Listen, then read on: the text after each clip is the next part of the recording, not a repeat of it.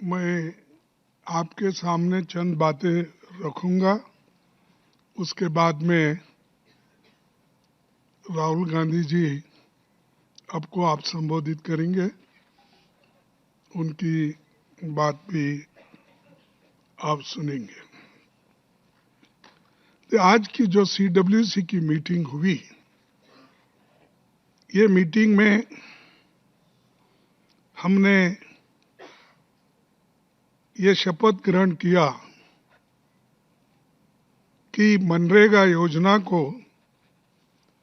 प्रमुख बिंदु बनाकर सारे देश में एक बहुत बड़ा आंदोलन करने का निर्णय लिया। और उस जो शपथ विधि में हमने 5 बिंदुओं पर अपनी बात रखी। ये मैं पूरा पढ़ने से ये अच्छा होगा कि आपको सर्कुलेट किया जाएगा, तो ये अच्छा होगा। सर्कुलेट भी हो गया, हो जाएगा, कर देंगे। हम शपथ लेते हैं कि भारतीय राष्ट्रीय कांग्रेस पार्टी अग्रणी भूमिका लेते हुए 5 जनवरी से मनरेगा बचाओ अभियान की शुरुआत करेगी। महात्मा गांधी राष्ट्रीय ग्रामीण रोजगार गारंटी अधिनियम मनरेगा का हर हाल में रक्षा करेंगे। मनरेगा कोई योजना नहीं, बल्कि भारत के संविधान से मिला काम का अधिकार है। हम ये संकल्प लेते हैं कि ग्रामीण मजदूर के सम्मान, रोजगार, मजदूरी और समय पर भुगतान के अधिकार के लिए एकजुट होकर संघर्ष करेंगे और मांग आधारित योजना और ग्राम सभा के अधिकार की रक्षा हम लोग करेंगे। हम ये भी शपथ लेते हैं कि मनरेगा से गांधी जी का नाम मिटाने और मजदूर के अधिकार को खैरात में बदलने की हर साजिश का लोकतांत्रिक विरोध करेंगे। संविधान और लोकतंत्र पर भरोसा रखते हुए हम मनरेगा बचाने, मजदूर के अधिकार बचाने और गांव-गांव अपनी आवाज बुलंद करने का संकल्प हम लेते हैं। इसी के साथ हमने जय संविधान जय हिंद का नारा लगाते हुए इसको हम सभी ने स्वीकार किया।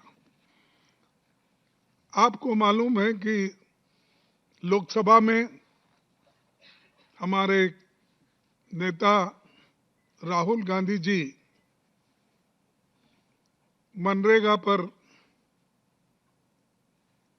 पहले बहुत बार आवाज उठाई थी। उसके बाद में बाहर भी इस कानून के हिफाजत में हमने कई बार उठाया है, लेकिन एक कानून को वापस, अब नई कानून जो है इसको वापस लेने के लिए हम लड़ते रहेंगे। खुद इसी सरकार ने 16 दिसंबर 2025 को संसद में माना था कि नीति आयोग के अध्ययन में पाया गया मनरेगा से ड्यूरेबल असेट्स कैसे बने और ये प्रोडक्टिविटी योजना करने वाली एक प्लान है और इसलिए ये बहुत अच्छा है। इसका गुणगान बहुत से लोग किए हैं और हमारे CAG रिपोर्ट में भी है। उसके बाद जो भी हमारे रिपोर्ट्स आते हैं या रूरल डेवलपमेंट के, उसमें भी है। और उसके अलावा कोविड में किस तरीके से ये माइग्रेंट वर्कर्स को हेल्प किया और जो लोग, बहुत से लोग जीवित रहे, उनको ये इसका फुल फायदा मिला। अगर नरेगा नहीं होता तो लाखों लोग मर जाते थे। ये इसका बहुत बड़ा देन है। और मैं यहाँ आपके सामने कहना चाहता हूँ, इस मनरेगा प्रोग्राम को लाने वाले श्रीमती सोनिया गांधी जी, मनमोहन सिंह जी, उनकी जो टीम एक डायरेक्टिव प्रिंसिपल्स आर्टिकल 41 को हक में रूपांतर करके, राइट्स में रूपांतर करके देश के गरीब जनता को ये दिया। उसी के वजह से गरीब जनता आज भी जिंदा है। वो किसी के अंडर काम करने के लिए नहीं जाते। जब जरूरी होता है तो ये 100 दिन जो हमने पहले गारंटी दी थी, और कभी कभी जरूरत है तो इसको बढ़ाने का भी एक सरकार के पास अधिकार था, लेकिन ये सब इन्होंने छीन लिया। गांव, गरीब, कमजोर तबकों के लिए सबसे बड़ी मददगार रही मनरेगा। 11-12 से अब तक लगभग करोड़ों परिवारों को रोजगार मिला है। मनरेगा ने दलितों, आदिवासियों, महिलाओं, वंचित तबकों को गांव में ही रोजगार देकर सशक्त किया, पलायन रुका, गांव में बुनियादी ढांचा और पर्यावरण संरक्षण मजबूत हुआ।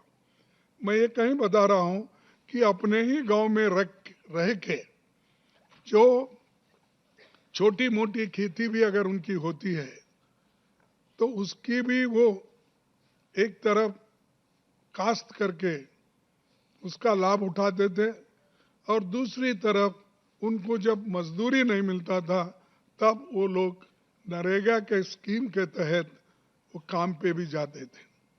लेकिन ये सरकार गरीबों का हक छीनने में बहुत उन्होंने प्रयास किया है, और इससे देहातों में ही नहीं, जो लोग इस पर निर्भर थे वो सब लोग आज बहुत गुस्से में हैं, और इसका वो गुस्सा जो है इनके ऊपर बहुत भारी पड़ेगा।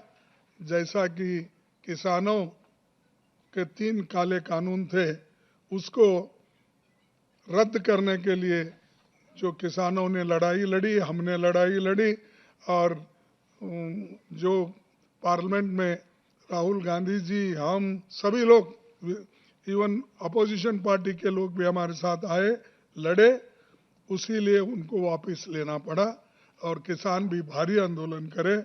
उसका ये एक नमूना आपके सामने पेश कर रहा हूं। इसीलिए श्रमिकों की मजदूरी का 100% भुगतान केंद्र सरकार करता था, यानी 90% सेंट्रल गवर्नमेंट देती थी, 10% स्टेट गवर्नमेंट। आज वो 60% सेंट्रल गवर्नमेंट और 40% स्टेट गवर्नमेंट। इसका मतलब है कि स्टेट गवर्नमेंट पे भारी बोझा, आर्थिक बोझा उनके ऊपर पड़ेगा, और आर्थिक बोझा पड़ने के बाद कोई डेवलपमेंट नहीं होगा स्टेट में। और ये एक तरफा निर्णय लिया गया है, ना वो स्टेट गवर्नमेंट को पूछे, ना लोगों को पूछे, ना स्टेक होल्डर से पूछे, ना और जो इससे बुरी हालत में रहने वाले लोगों का भी, यानी पंचायत के मेंबर्स या तालुका या जिला पंचायत, किसको भी उन्होंने विश्वास में लेके ये कानून नहीं लाया। सिर्फ गरीबों को कुचलने के लिए और उनको दबाने के लिए ये कानून लाया गया है।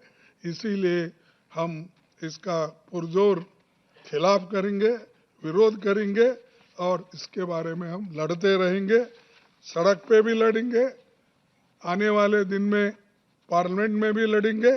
ये हम इरादा करके आज CWC में हमने निर्णय लिया है। और जब भारत दुनिया की चौथी सबसे बड़ी अर्थव्यवस्था बन चुका है उनके कहने के मुताबिक, तो केंद्र सरकार ने मनरेगा जैसी योजना को तबाह क्यों किया? आपके पास इतने पैसे हैं, अरे बैंक से उठा उठा के अमीर लोग लूट रहे हैं, और जैसा कि अदानी, अंबानी, बहुत से लोग, इतने लोग हैं, जितना चाहे वो उतना बैंक से लोन लेते हैं, डुबाते हैं, फिर दूसरे का जाते हैं, तो इतने पैसे बैंक से वो निकाल के उनको दे रहे हैं। क्या मजदूरों के लिए आपके पास 30% और उनको देने का आपके पास पैसे नहीं थे? हिम्मत नहीं है आपकी? तो इसका मतलब ये है कि वो गरीबों के तरफदारी नहीं करते, वो सिर्फ अमीर लोगों के साथ है, और अमीर लोगों के साथ रहने वाला वो कभी गरीब का साथ नहीं देगा। इसीलिए गरीबों की बाजू हम लेकर लड़ रहे हैं और लड़ते रहेंगे। और दूसरा, मनरेगा से राष्ट्रपिता महात्मा गांधी का नाम हटाना ये एक अपमान है, क्योंकि सोनिया गांधी जी और मनमोहन सिंह जी ने तो इसको राइट बेस्ड कानून बनाया था। तुमने तो सिर्फ नाम बदलने का शुरू किए हैं। अरे हम हकूक दिए, राइट्स दिए, तुम नाम बदलने के पीछे भी गिरे हैं।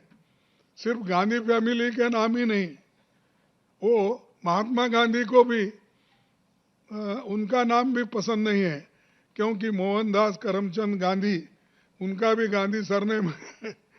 तो गांधी जी यहाँ भी है, तो चलो जितने गांधी नाम के सरनेम वाले हैं उनके ऊपर हमला करो।